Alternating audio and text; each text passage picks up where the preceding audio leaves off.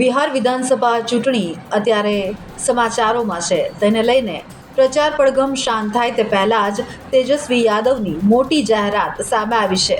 સરકાર બનતા જ માઈ બહેન માન યોજના લાગુ કરવામાં આવશે। સાથે સાથે માતાઓ બહેનોના ખાતામાં 30,000 રૂપિયા જમા કરાવવાની વાત સામે આવી છે। 14મી જાન્યુઆરીએ સમગ્ર વર્ષના 30,000 એક સાથે જમા કરવાનો વાયદો કર્યો। તેજસ્વી યાદવની જીવિકા દીદી માટે પણ મોટી જાહેરાત।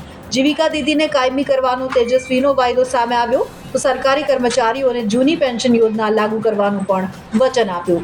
બિહારની જનતા પરિવર્તનના મૂળમાં છે તેવું તેજસ્વી યાદવે પોતાના નિવેદનમાં જણાવ્યું कि जो किसान जो है, चाहे गेहूं हो या आपका जो धान का जो रहता है, जो एमएसपी के अतिरिक्त जो है 300 रुपये और 400 रुपये जो है उन लोगों को जो मिलेगा।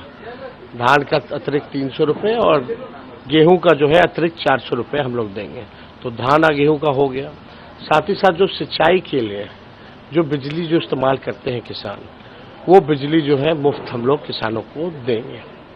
और माँ बहन मान योजना के तहत मकर संक्रांति को हमारी सरकार बनते ही 14 जनवरी को 1 साल का यानी 30,000 रुपया डायरेक्ट उनके खाते में हम लोग डालेंगे।